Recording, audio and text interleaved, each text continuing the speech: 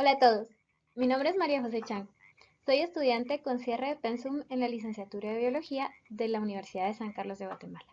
Hoy les voy a hablar un poco sobre este grupo tan genial que son los anfibios.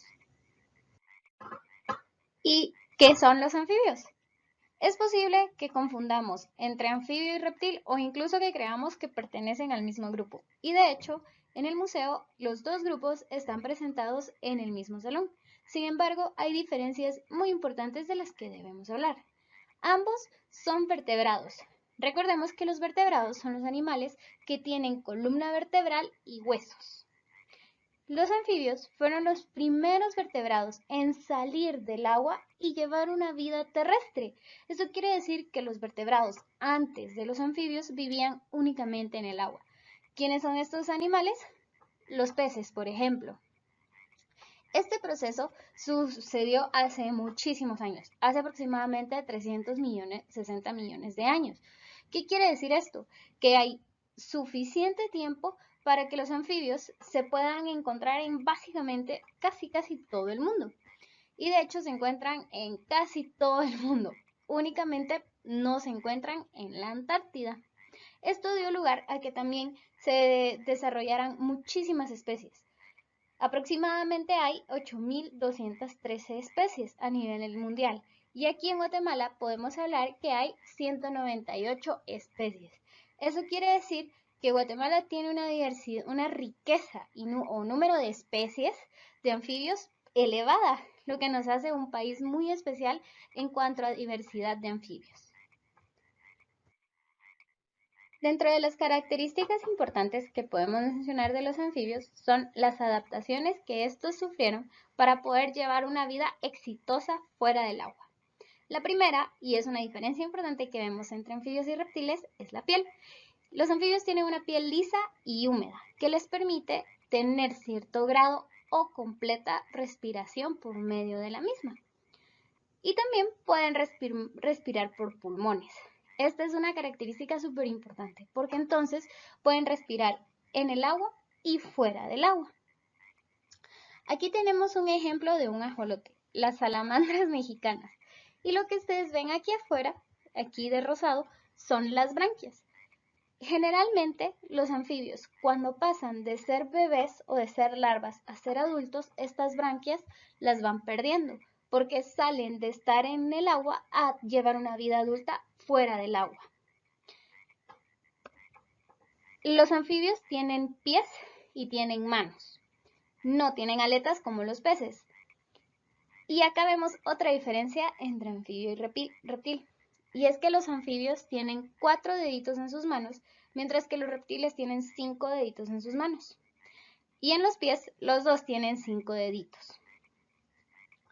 Otra característica importante y adaptación súper importante para el éxito de los anfibios en la Tierra es la presencia de este hueso que ustedes ven aquí, que se encuentra en la cintura. Se llama urostilo y es súper importante porque es el que les permite pegar saltos altos y largos como los que dan las ranas.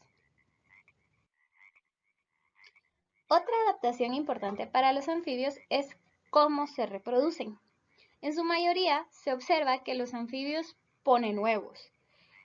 Lo que pasa aquí es que, por ejemplo, con las ranas y los sapos, es que los machos hacen cantos llamativos.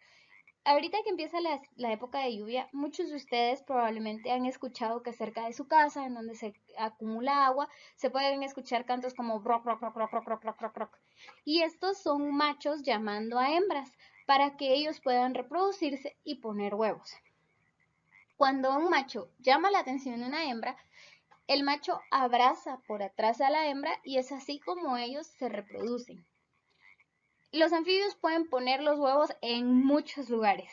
Pueden ponerlos en el agua y pueden ser líneas como estas o pueden ser cúmulos de huevitos en la superficie del agua.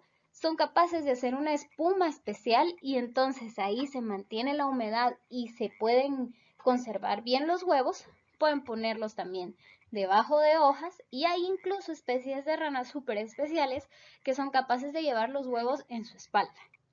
Ahora, si bien los anfibios pueden vivir fuera del agua y colonizaron la Tierra de una manera espectacular, sus huevos sí requieren de humedad porque no tienen una cáscara dura como la que tienen los huevos de los reptiles o los huevos de las aves, así como los huevos que se comen en las mañanas.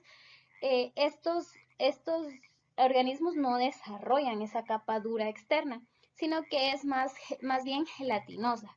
Y es ahí en donde se desarrollan los individuos. ¿Y cómo se desarrollan? Tenemos dos formas en las que los anfibios se desarrollan. La primera es mediante desarrollo indirecto y es cuando sucede un proceso conocido como metamorfosis. La metamorfosis hace alusión que los cambios físicos que tienen un mismo individuo a lo largo de su vida son drásticos. Entonces empezamos la vida como un cúmulo de huevos, que fue lo que vimos en la diapositiva anterior, y de estos huevos salen los renacuajos, larvas o como los conocemos aquí en Guatemala, tepocates, que son algo parecido a un pez, ¿verdad? Porque tiene cola y tiene branquias. Sin embargo, no son peces y la clave es que debajo de la cabeza tienen un disco en lugar de una boca. Después, conforme va pasando el tiempo, empiezan a desarrollar sus patitas y sus manitas. Cuando tienen patitas y manitas, el renacuajo absorbe su propia cola y es así como obtenemos ya una rana, sapo o salamandra adulto. Y el otro tipo de desarrollo es desarrollo directo.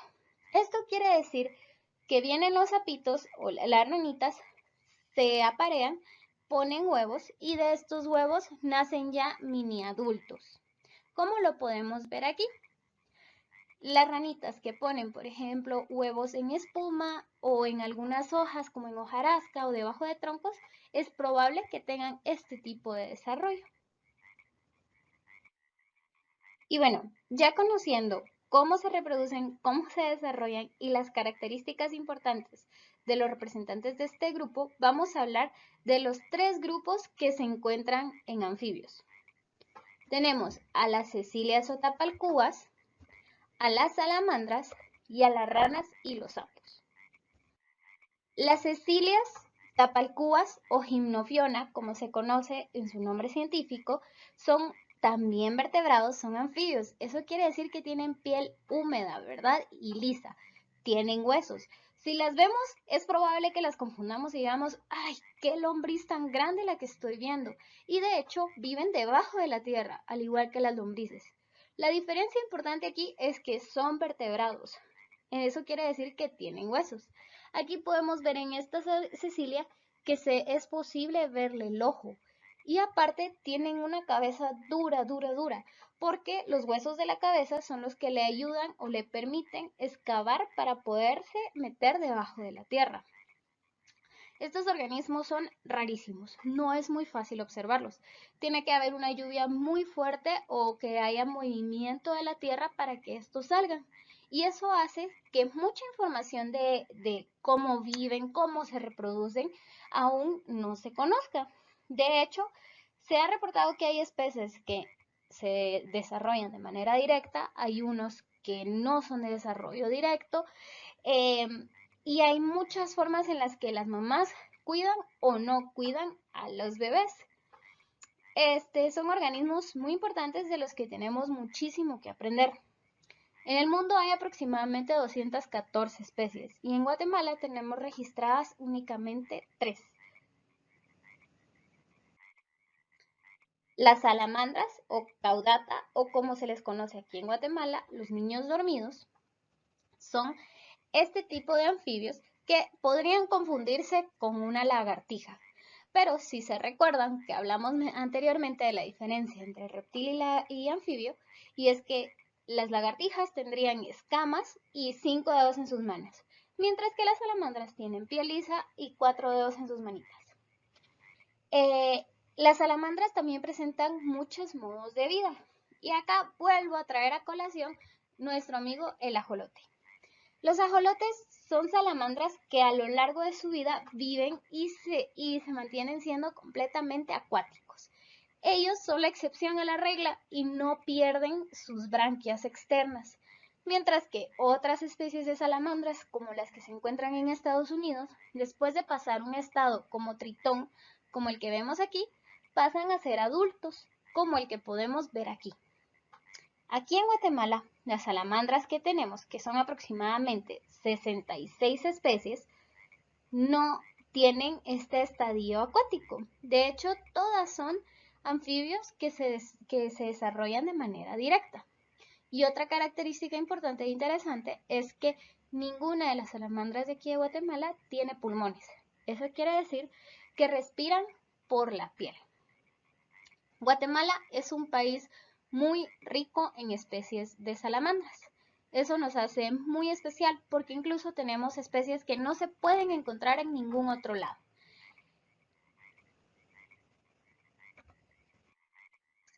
Ahora, anuro, ranas y sapos. Anuro hace referencia a que no tienen cola. En estos organismos es en donde aquí en Guatemala vamos a encontrar la metamorfosis. Es el grupo que tiene más especies a nivel mundial y aquí en Guatemala podemos encontrar aproximadamente 129 especies. ¿Cuál es la diferencia entre rana y un sapo? Algunos dirán, es que la piel de los sapos es rugosa. Y eso hasta cierto punto es verdad, pero hay ranitas que también tienen su piel rugosa. Entonces, las diferencias que tenemos que observar para ver cuál es sapo y cuál es rana son, primero, la presencia de esta glándula que tienen los sapos. Es una glándula que se llama glándula parótida y les sirve para una secreción de un líquido que les ayuda de defensa. Hay un mito que dicen que los sapos te tiran leche y que tiran leche a los ojos y es como se defienden. De hecho, ellos no tiran leche. Sí son capaces de secretar un moco cuando uno los molesta mucho, pero es solo de defensa y no es una leche que tiren solo porque nos ven ahí caminando. La tienen los sapos y las ranas no la tienen. La otra diferencia importante son las patas. Los sapos tienen patas cortas y no son tan fuertes, mientras que las ranas tienen patas largas y muy fuertes. Entonces, cuando ustedes vean saltar a un sapito va a dar saltos cortos y rápidos, mientras que las ranas van a dar saltos largos, largos, largos y también pueden ser muy rápidos.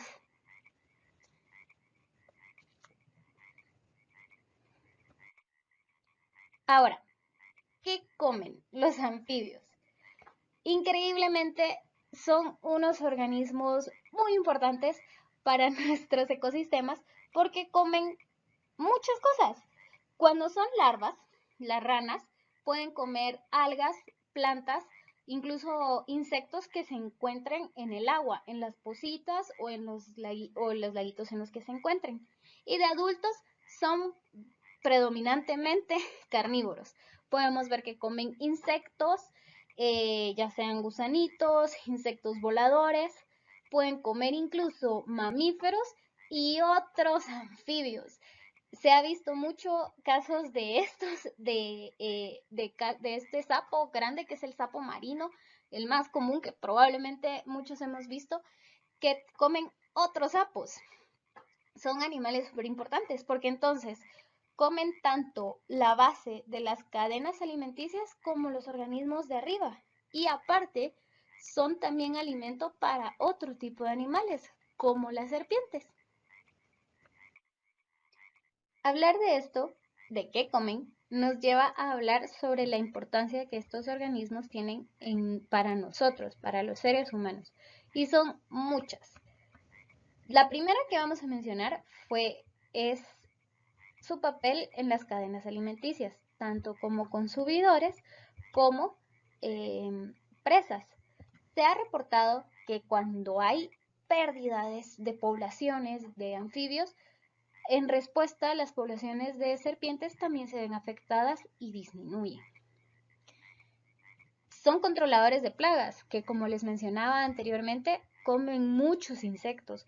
Una sola rana puede comer su peso en una misma noche en insectos, lo que puede reducir la probabilidad de que hayan insectos como mosquitos que pueden causarnos a nosotros enfermedades. Otro aspecto importante es que los anfibios tienen lo mismo que nosotros tenemos en nuestro organismo. ¿Cómo así? Si bien son un poquito diferentes, pero todos tienen corazón, todos tienen pulmones, tienen intestinos, tienen hígado, riñones, al igual que nosotros. Y como tienen una piel lisa y permeable, se encuentran expuestos a su entorno. Eso quiere decir que cuando hay alteraciones en el entorno, son los primeros en mostrar señales de alarma. Hace muchos años, cuando empezó el uso de pesticidas fuerte, hubo investigadores de Estados Unidos que alertaron a esto y dijeron, miren, los anfibios están muriendo, esto está pasando, esto les está afectando de tal y tal forma, y lo que estaba haciendo era dañando su sistema reproductor, especialmente en los machos. La gente no muy les hizo caso, aunque se hicieron algunos cambios, ciertos pesticidas se siguieron utilizando, y eso fue hace aproximadamente 20 años, y actualmente se está viendo que eso también está empezando a suceder en humanos. Entonces, son la primera línea de alerta que algo está sucediendo y que nosotros también podemos tomar medidas antes que algo malo suceda. Aparte, son organismos que tienen mucho futuro en cuanto a medicina. De ejemplo, tenemos que las salamandras son capaces de perder una extremidad y regenerarla. Hay gente que está estudiando este mecanismo para ver si es posible replicarlo. Y aparte, todas las ranas tienen compuestos químicos en la piel que las protegen. Esto no quiere decir que todas sean venenosas o ponzoñosas. Sí hay especies que son capaces de matar o dañar a un humano con el simple hecho de tocarlas. Aquí en Guatemala no tenemos ninguna que nos pueda matar. Sin embargo, sí hay especies que son capaces de producir compuestos químicos que si después nos tocamos los ojos o la nariz o la boca nos pueda causar una irritación. Es por eso que es importante no manipularlos, no tocarlos, no, tampoco hay que matarlos, solo dejarlos ser, porque los anfibios se van a ir. Si uno ve a una rana o un sapo, lo más probable es que se quede quieto esperando que uno se vaya o que él salte y se meta al agua. Ahora, ya sabemos que son organismos muy importantes para nosotros en muchos aspectos. Sin embargo, tristemente se encuentran gravemente amenazados en peligro de extinción. Actualmente se dice que estamos ante un evento masivo de extinción, una sexta extinción masiva, en la que los anfibios se ven como uno de los grupos más afectados. Esto especialmente porque hay especies de anfibios amenazadas en todo el mundo, incluido aquí en Guatemala. ¿Y qué es lo que ha causado que se encuentren en amenaza? Tenemos varios factores: mitos, sobreexplotación, pérdida de su hábitat y enfermedades. Vamos a hablar un poco de cada una. Primero, hablemos de los mitos. Dentro de los mitos que hay, se encuentra que son animales que te tiran leche o que se tiran a la comida y entonces nos hacen daño y buscan matarnos. De lo que les hablaba hace un momento, que por ejemplo que los sapos tiran leche, pero ya les mencioné, no tiran leche, sí secretan un moco que lo que hace es ayudarlos a protegerse.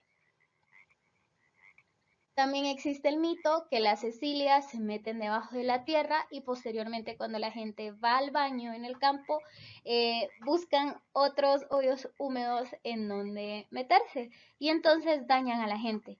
Incluso hace poco me enteré que hay mitos que los niños dormidos o las salamandras matan a los niños y es por eso que le dicen niño dormido. Estos mitos lo que hacen es que se desarrolla un estigma ante estos animales y si la gente los ve, lo primero que hace es quererlos matar, ya sea porque tienen miedo que maten a su hijo, porque tienen miedo que tiren leche o incluso si les parece incómodo el canto que hacen. Pero ha causado que hayan muertes injustificadas y que al final de cuentas, pues nosotros ahora sabemos que son animales muy importantes para nosotros y que estas ideas no son correctas. Otros de las dos amenazas grandes que presentan los anfibios son el tráfico ilegal de estos organismos, ya sea como alimento, porque hay países en donde se alimentan de ancas de rana, o como mascotas. Esto hace que muchos animales, cuando se están transportando, simplemente mueran, o incluso son focos de infección, como lo que estamos viviendo actualmente con el COVID. Cuando hay muchos organismos encerrados, la probabilidad que se transmitan enfermedades es más alta. Otro aspecto súper importante es la pérdida del hábitat y el cambio de uso de suelo. Mientras más se degrada el hábitat y más chiquitos son los espacios en donde los organismos pueden estar, hay menos probabilidad de que estos puedan alimentarse, reproducirse de una manera exitosa. Y esto ha empujado a muchas poblaciones a que se reduzcan. Y, y bueno, la última amenaza de la que vamos a hablar hoy son las enfermedades a las que estos organismos se presentan. Al igual que nosotros que nos encontramos ahorita en una pandemia, los anfibios tienen muchos años de estar viviendo ante una pandemia. Hay dos enfermedades que han estado afectando considerablemente las poblaciones de anfibios. La primera es el ranavirus, que es la de esta ranita que se encuentra en la foto de arriba, y lo que causa es que causa estas llagas horribles y posteriormente mata a los individuos. Y el otro es la quitridiomicosis, causada por hongo quitridio. Este hongo se encuentra en el agua y lo que hace es que las esporas del hongo nadan al anfibio adulto, se colocan en la piel, empieza a reproducirse y hace que suceda un fallo en los órganos de los anfibios y estos tengan un paro cardíaco y mueran. Lo interesante es que este hongo es capaz de reproducirse rápido en condiciones ideales y entonces llegar a muchos individuos. Y este hongo ha sido señalado como la principal causa para el declive de especies de anfibios a nivel mundial. Ellos también se encuentran en una pandemia como nosotros y hay especies como esta especie de ranita arlequín que se encuentran en cuarentena y no ha sido una cuarentena corta, sino que llevan varios años ya en cuarentenados en los que les han entrado en procesos de reproducción en cautiverio para promover o prever que estas especies puedan sobrevivir ante esta pandemia que ellos también están viviendo. Y es por esto que yo les decía hace un momento que lo ideal es que si ustedes ven un anfibio, no lo toquen. Porque así como nosotros que utilizamos mascarilla y nos estamos lavando las manos para evitar el contagio entre nosotros mismos, con estos animalitos lo que debemos hacer es nosotros no ser el vector de contagio. Entonces lo mejor es no tocarlos, porque uno nunca sabe si en sus manos lleva hongo, por ejemplo, si tocó una ranita y después vio otra ranita y entonces les empieza a transmitir este hongo que también las está enfermando. No es porque nos dañen a nosotros, sino que nosotros para no dañarlas a ellas. Y bueno, ¿cómo podemos nosotros apoyar a la conservación de los anfibios? Primero, aprender, porque conociéndolos es la única forma en la que nosotros vamos a saber cómo cuidarlos. Si está en sus manos, educar o enseñarle a la gente a su alrededor que estos son animalitos importantes, que no nos van a hacer daño, también háganlo. Buscar alimentos producidos conscientemente. ¿Eso qué quiere decir? Buscar cultivos, por ejemplo, de café que tengan certificaciones en donde no utilicen herbicidas ni plaguicidas, en donde podrían estar dañando a los anfibios. Evitar nosotros el uso de pesticidas. Y si ustedes llegan a ir a ríos o lagos, evitar utilizar químicos muy fuertes para no solo no contaminar el cuerpo de agua, sino que proteger a nuestros anfibios. Y si encuentran pozas naturales cerca de su casa, déjenlas a la larga y ustedes también pueden ver algún anfibio y aprender más de ellos en la vida real. Muchas gracias por su atención hoy. Cualquier duda o consulta pueden escribirme. Yo siempre estoy disponible para hablar de estos animalitos tan especiales. Muchas gracias también al museo por la oportunidad. Feliz día.